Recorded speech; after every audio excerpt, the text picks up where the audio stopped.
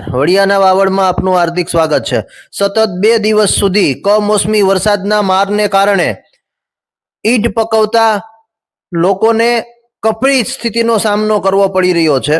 ઈંટો પલળવાને કારણે હાલ તે રદ્દી માલ સમાન બની ચૂકી છે। ત્યારે ઈંટ પકવતા પ્રજાપતિ સમાજના લોકોની કફોડી સ્થિતિ હોય તેવા દ્રશ્યો હાલ સામે આવતા જોવા મળી રહ્યા છે।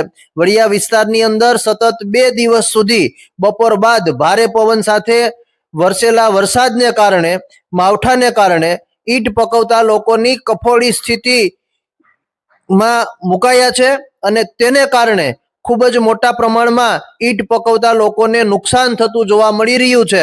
ત્યારે આ લોકોની સ્થિતિ, આ લોકોની વેદના ને વાચા આપવા માટે વડિયાના વાવડ પ્લેટફોર્મથી આપણે સરકાર સુધી આ લોકોની વાત પહોંચે તેવો પ્રયત્ન કરવા માંગીએ છીએ। તો ઈંટ પકવતા લોકોની સાથે જ આપણે સીધી વાત કરી અને તેમની શું વેદના છે, તેમનું નુકસાની તો બહુ ઘણી જાજી બધી છે। અત્યારે આ વરસાદ અચિંતાનો આવી ગયો છે। જોકે આગાહીની વાત તો હતી, સમાચાર તો બધાને મળી ગયા હતા, થોડું ઘણું ઢકાણું, અને જેટલું આ પવનનું પાછા કાગળિયા ફાટી ગયા, ઉડી ગયા, એટલે નુકસાની તો થોડીક છે જ। ભઠ્ઠો તમારો હા, એ ઉપર કાગળ ઉડી ગયો ને ફાટી ગયો, એટલે ત્યાં ઉપર વધારે નુકસાની છે ચાલુ ભઠ્ઠામાં। હા, પલળી ગયો। કેટલી ઈંટું છે તમારે? એ 8 થી 10 હજાર ઈંટું છે અંદાજિત, કાચી ઈંટું। એ બધી જો અત્યારે આવી જ થઈ ગઈ છે। આ પાછી રીસાયકલ પાછી બનાવવી પડે, આ પાછી પકવવામાં હાલે નહીં। આખો થપ્પો જોઈ લ્યો। કેટલા દી ની મહેનત છે? આ રોજ 1200 ઈંટ બનાવે કારીગર, સમજ્યા? તો એવી 10 દિવસની ઈંટું બારી પડી હોય, કાચી ઈંટું। આ બધું ભૂકો જ થઈ જાય અત્યારે, પાછી માટી જ બની જાય, ગારો જ બની જાય। આ હુકાય તો ઈંટ ફાટી જાય, હવે સમજ્યા?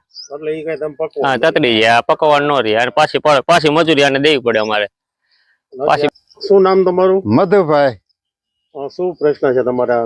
અમારે તો પ્રશ્ન ભઠ્ઠા ઢકાઈ ગયા છે અત્યારે, અગાઉ તૈયારી હતી, આગાહી હતી, એટલે નકર અટાણે ભઠ્ઠા ખડકવાના હોય તો બહુ નુકસાની થાય। અત્યારે શું નુકસાની ગઈ તમારે? અટાણે આ પડની અંદર જે ઈંટું પાડેલી હોય, હુકાતી હોય, એ બધી ઈંટું ફેલ થઈ ગઈ, ફરી વાર પાડવી પડે, એ ન હાલે, પકવી તો ફાટી જાય। પલ્લી ગઈ તો પછી હુકાઈ ન જાય?